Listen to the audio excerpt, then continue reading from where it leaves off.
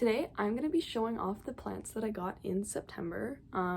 These are all new plants to my collection, and I'm also going to show off a couple new leaves and some exciting things going on in my collection. So yeah, I'm like super pumped. I have had a really good September. I found that the seasons changing makes me so happy. I absolutely love when, like, I go to school at the University of Alberta and my dorm is at the University of Alberta, and I have just the most beautiful campus in the fall. There's so many big oak trees and maple trees, and then there's this one building that's like where you could graduate, the convocation hall. And I'll see if I can add in a picture, but like the whole thing is just red during this time of year with the leaves, and it's so gorgeous. It's so pretty. I love it. It's such a beautiful time of year, and it's also spooky season, which is my favorite season personally. I absolutely adore Halloween. It is my favorite. I've bought so many Halloween decorations. My roommates are probably pissed off at me because I literally have so much right now.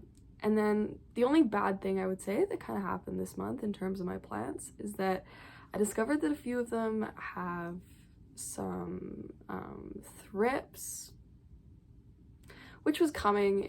Fall is a really bad time for pests. They kind of sneak up on you over the summer when you're bringing more plants in and you don't really notice them, and then in the fall they kind of seem to take their toll and really get in there. So I'll talk a little bit about how I'm defeating my pests too, just because like, oh, it's so bad and it's so much work. But you know what, like, I love my plants. Having pests is a part of growing plants. But yeah, let's get into looking at some of the new plants I got this month, and then I will show off some new leaves and I will talk about pest treatment for me. Okay, so first up, I'm gonna show off my variegated adansonii. You can see him right here. Ah! Don't want to get the pollen on the floor. It is so beautiful. It has the cutest variegation. I'm so impressed with this plant. I have had it about not very long, I guess maybe a week or so, and it already has a new leaf coming in, which is a half moon, which is so pretty. You can see it there. It's so cute. I love it so much. I've wanted one for a really long time, but I'm not the biggest fan of adansonii, so I was like, oh, maybe I'll wait, I won't get one. But I love it, and I realized that I love this little adansonii so much, and I'm so happy I got it. I actually don't know which type of variegated it is, or variegation it is. I think that it could be maybe the Indonesian type. I don't think it's a tricolor.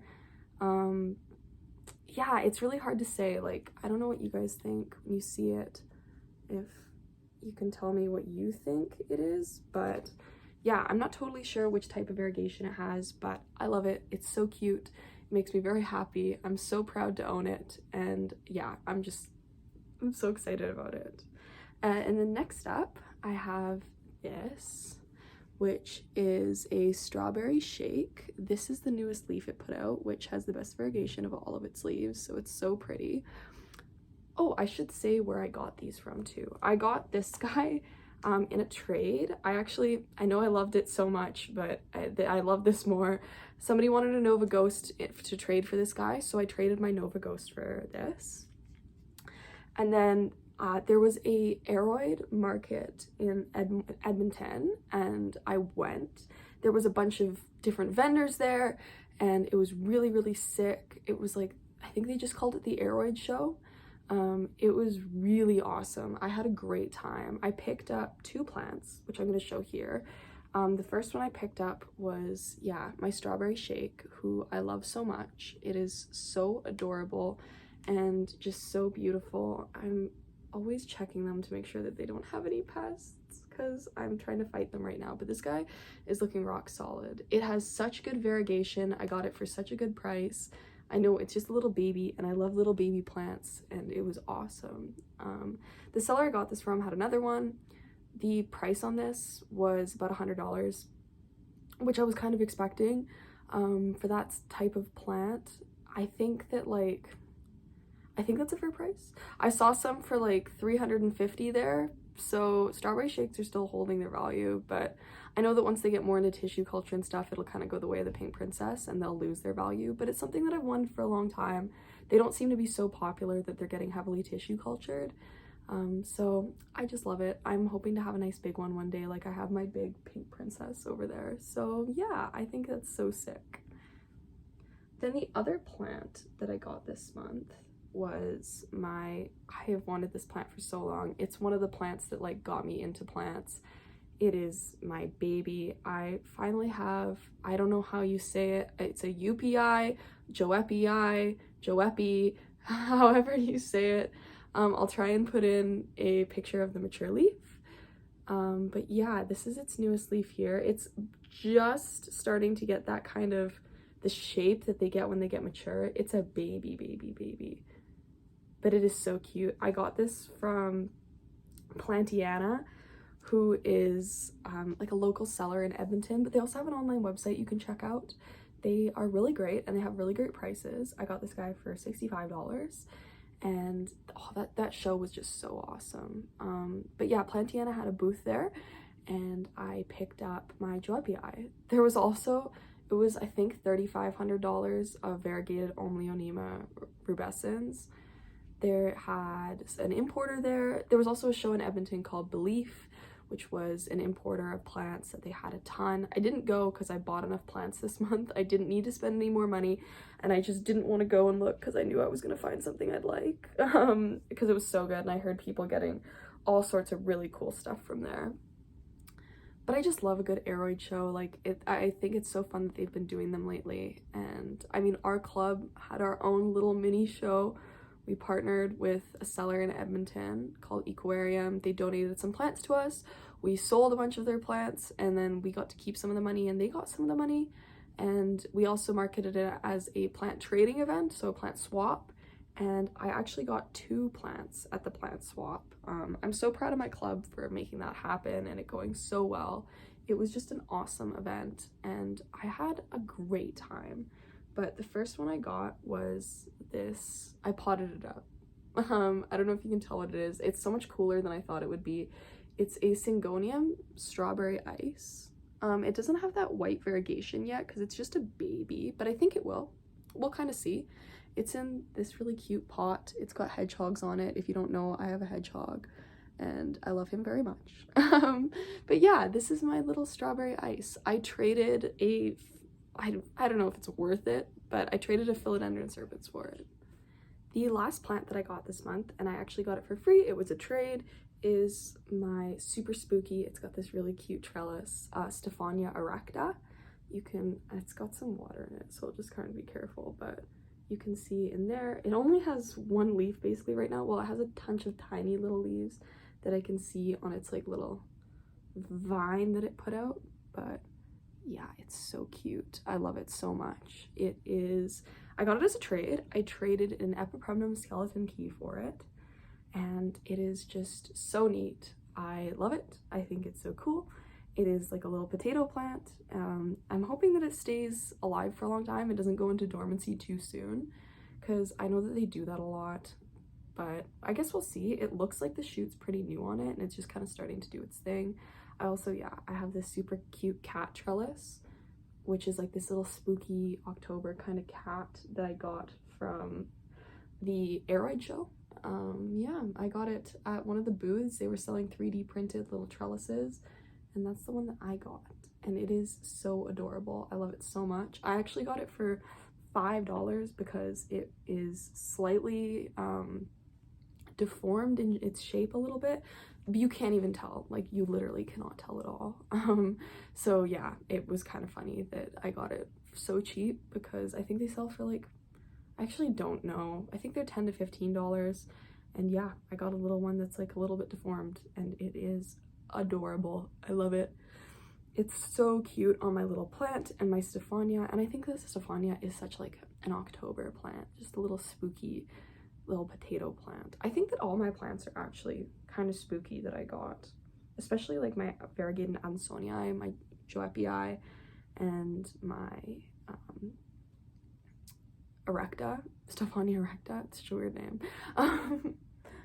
But yeah, like I think, I don't know, like I said earlier, I love Halloween, and I just love that I got some spooky plants for this month. So that's really rad. So this over here is basically my thrip corner. Everything over here for the most part has thrips, and I'm ready to defeat them. But the one thing that I did want to show off over here is this beautiful, huge new Thai constellation leaf. It is massive. I have that secondary fenestration going on, the little holes up there. So it is getting huge. I'm so happy about it and so proud of it. I also have this new leaf on my medium silver. A big new leaf coming in on my pink princess there. And I think that's about it. Oh, new boobs on my boob cactus. It's always putting out new boobs. It's like one of my favorites of all time. And then yeah, look at how cute and spooky my little Stephania erecta looks right there. In the cabinet right here, I finally have a new leaf. It's getting pretty big on my Florida Beauty. I'm so excited for when this guy starts to actually get its shape. It's looking so cute right now that I love it. And then let me see what else I have in here. I haven't had any new growth on this little begonia lately.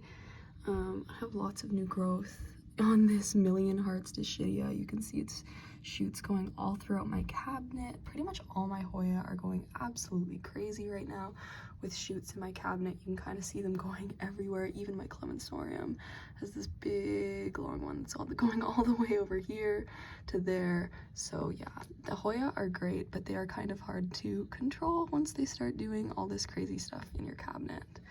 I also, on my Dischidia green apple, have those two little new leaves coming in. That is a really kind of popular plant right now, so I'm super excited to have that new growth going on. My favorite one, and I've seen big buckets of this, but I kind of like that I have a small one, is my variegated Dischidia numeroides, something like that. So I'm very pumped about that.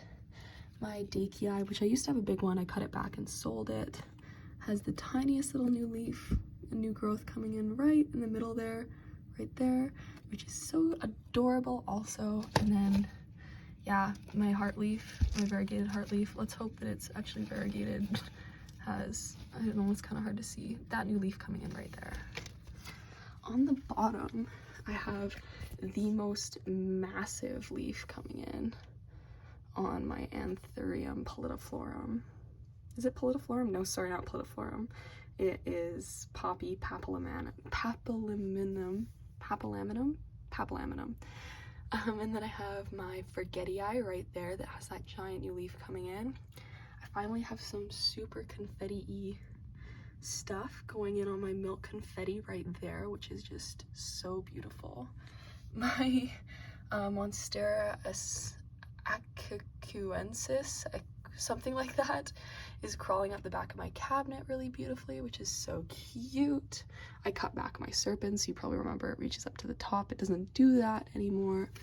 I've got this beautiful big new leaf on my gigas. Gigas is one of my favorite plants. My Werewaquianum update, it's still not doing anything, but I don't know if I can even show it. I did see today on its stem, it has a little bump where it's gonna put out a new leaf, which is so exciting. But yeah, that's the cabinet right now. Up here, despite not having any roots whatsoever, other than the little ones it's growing in water, my El Choco Red put out this new leaf, which is beautiful. It also has some thrips that I'm trying to deal with. It came with them. I got this guy for free, but yeah, he's huge now. And then I have all these little chunks that are also growing in, super cute. Last up, I'm going to talk a little bit about how I'm fighting the thrips in my home. I am not scared to say that I use lots of chemicals. I love beneficials and stuff like that, but to keep a collection of this size, especially in a small space in Canada where we do get a lot of pests compared to other places because so much is imported here, you need to be using chemicals in your collection, and lots of them. And I believe that for pretty much everything, genuinely. Like fertilizer, load up on fertilizer, load up on chemicals.